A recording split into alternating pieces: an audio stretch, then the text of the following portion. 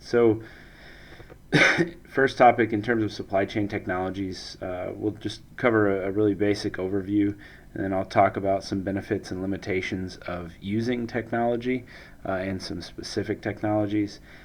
We'll run through some common applications, some terms like ERP, MRP, etc., and just kind of run through those, and then finish up with a discussion about just some strategies that you should consider implementing uh, along with your technology or employing when you're thinking about using technology. So, in terms of an overview, we talked about that high level information flow that's taking place along with the product or service flow as part of the supply chain. Um, there's a few different decision points here. The first one, uh, basically deciding, are we going to purchase something to cover our technology? Are we going to build it ourselves?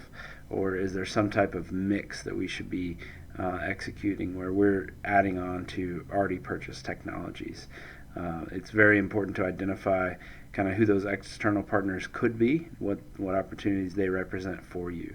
And then another piece to consider is just integration. So integration is the most common form that I'm familiar with is called EDI, specifically to technology.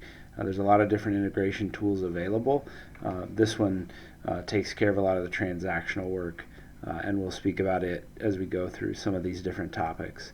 In 2017, the investment for supply chain technologies was over $13 billion, according to Gartner. This does not include any of the implementation costs that go along with it. This is basically just the purchase price, which is sadly a really small portion of the overall cost. So, what are some benefits of adding technology to processes? So, if you want to take a few seconds and just think about this to yourself, I know you probably wouldn't answer if we were sitting together, but just imagine answering. Like, what are some of the things that you would be saying here? So, why would we possibly add technologies to processes? What benefits would we see from doing that? All right. So the first one, and this one's probably the most obvious, is just increasing your efficiency. So if you have a process that repeats itself over time, if you can automate that process, you're going to save a ton of time, specifically paid time or labor time, right? You improve your quality of output. So automating something or adding technology will often prevent errors from happening. So anytime you can standardize a process and automate it, you will typically receive a huge bump up in quality. You also can develop a better connection to your partners. This one's a little bit self-serving, but if you have a customer and they ask you to integrate with them, that now represents another touch point. You could call it, another hook with your customer, so it's harder for them to let go of you if that is in place. You have a ton of control over the information flow. So anytime you add technology, you're typically adding some recording points. So you actually get more ownership of the data. You may not be the only one owning it, but you at least have a copy of it, which can be helpful for traceability and things like that. You also can very quickly discover the optimal solution. So anytime you're working with supply chain, there's going to be the question, are we doing this the best we possibly could? Most of the time, it's very difficult to answer that question if you do not have some type of technology in place to help answer that question officially. So when there's a million possibilities, it's going to be really hard to plug through a million of those by hand, right? So technology helps you do that very quickly, cover a lot of ground quickly. A few additional benefits here. You can handle complexity significantly better when you have technology on your side. So you think about any process over the last 40, 50 years and how much it's changed. It would be almost impossible to use basic slide rules and calculators to do any job that any of you will have a year from now. So technology is absolutely a critical component to handling all that complexity. You also make better decisions faster. So, if you have certain rules or algorithms in place to handle the decision making, you kind of give yourself freedom to think about the nuance and the other pieces of the decision instead of having to focus on, crunching numbers. You also have increased visibility. This is becoming much more common in the B2C space as well. When you guys, order something online, or if you order like a pizza from Domino's or something, like you can see, is it in the oven? Have they boxed it? Is it in the car on the way here? Where is it on the way here? Right. So just think about that. Zooming out to a business level. Think about all the visibility that you now have to watch products flow in the supply chain. A faster response, I mentioned that with the better decisions up above. There's a lot of times nowadays where when certain triggers happen based on things put in place from a software perspective, events happen immediately. So our software, they actually had a server go down while I was on the road this week. And it failed over to the other server within like half a second, right?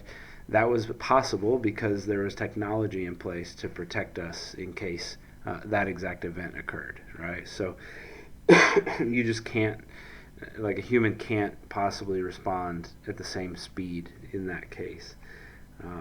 Data collection, kind of mentioned this one a little bit earlier, just the idea that, anytime a process happens and you can record that, you now have by default a ton of information about that event.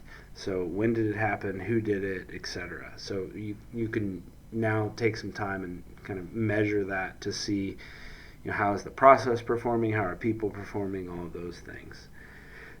So we've talked about the benefits. Let's talk about the limitations. And again, I would just say, before we get started here, just do a little bit of thinking for yourself. And I know most of you don't have a ton of experience in industry, so this may be a little bit difficult, but try and think, I've kind of painted a rosy picture so far of technology and how it benefits folks, especially in the business sector. So like when does it fail, or what problems could you see arising from the use of technology? All right, so the first one, expensive to introduce. This one is, it's hard to overstate this one. So I was a part of projects where our customers were implementing tools like SAP or Oracle, and they would be, let's say it was a $1 billion implementation cost, quoted at the front end. And then you look up 5 years later and they're at $7 billion and they're still not implemented, right? Costs can spiral out of control incredibly fast, especially when it comes to technology. Because once you get started with technology, it's really hard to stop. Like if you said, okay, we got rid of our old system, we're going to go to a new one, but in the interim, we're going to have to hire consultants to do this work for us or something, right? Well, those consultants are probably charging you $3,000 or $4,000 a day per head, and that's for a kind of an average price consultant, right? So you start adding 10, 20, 30 people every day doing that, and it adds up cost incredibly quickly. Next piece, processes change. So, and I know this very well myself, being on the software end of things. So you have a process, we're going to do A, B, and C. And A, B, and C, right? So the process continually repeats itself, like, hey, let's put technology in place. So you implement technology that does A, B, and C. It automates the process, everybody's really happy, and suddenly someone gets the bright idea, what if we just cut out B? What if we just did A to C? Everyone sits around like, oh, this is perfect. Yeah, let's do A to C. So you're going to save a ton of time, all that, right? Well, the problem is you now have to teach that technology that change, right? And if you spend a bunch of money or time or effort building that A, B, C process in the technology side, you can't just turn a switch. You often have to do a ton of work to either build something on top of the existing technology or redevelop it yourself, right? So it really locks you into a process.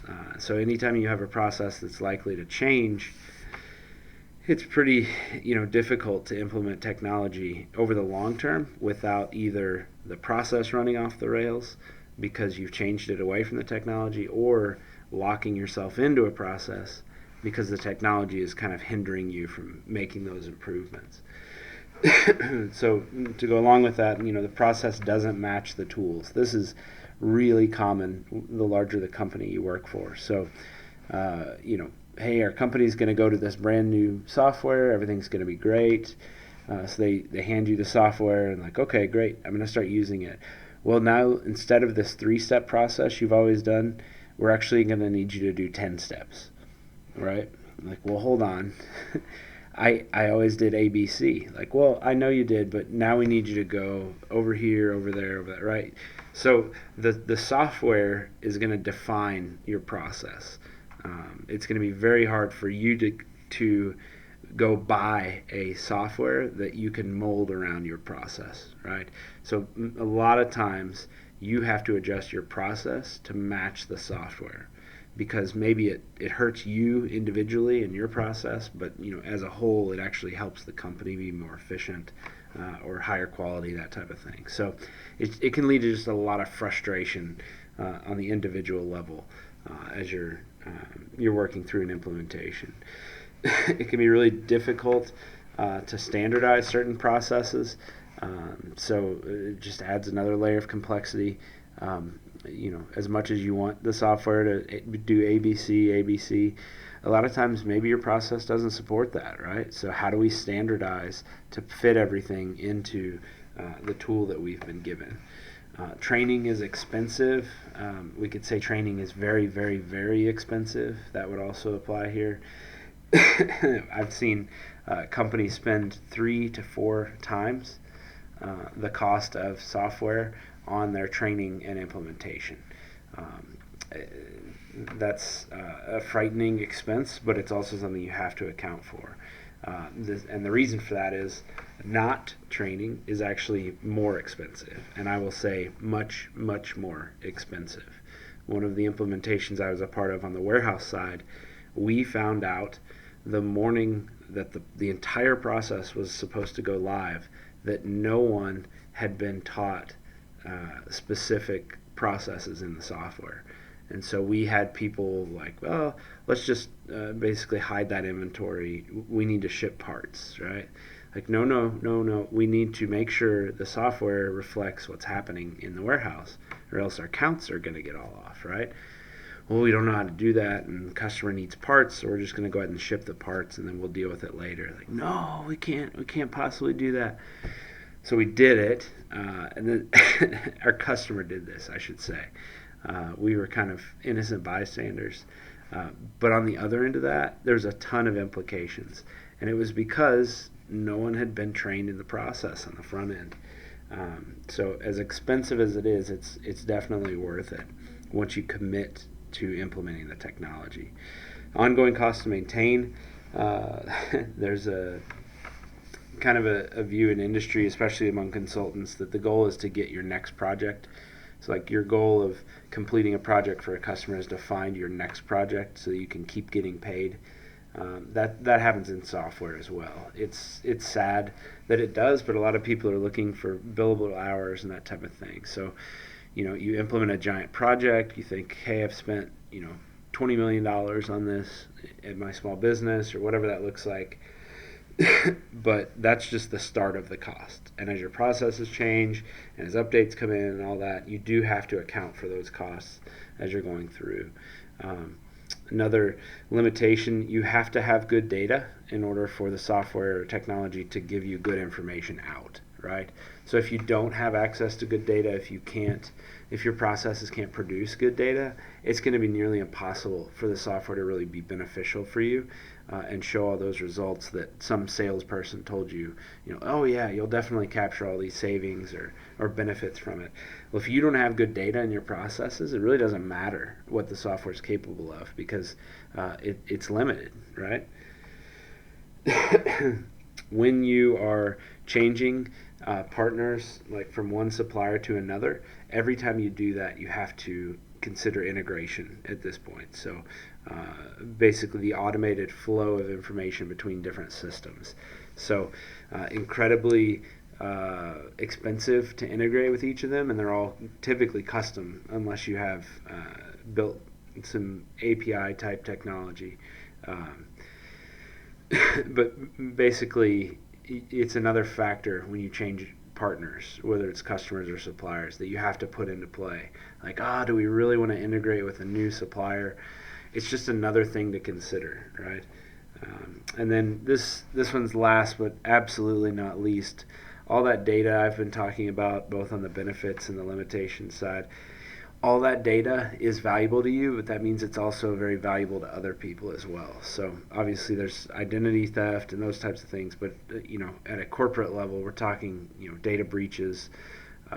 Wouldn't it be great if someone could figure out every part number and engineering specs of all parts that you create or that you sell to customers, etc. Right? Pricing sheets, all that is incredibly valuable information. So because you are managing it in an area where your team can share it, that means there's also the possibility that someone else could share that as well. So it's kind of a cat and mouse game. It's something you'll really never get away from.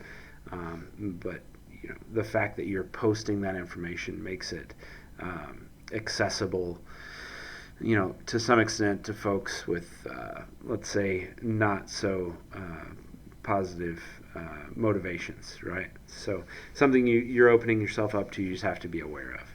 So those are kind of the benefits and limitations of technology. And next we're going to go into some common supply chain applications.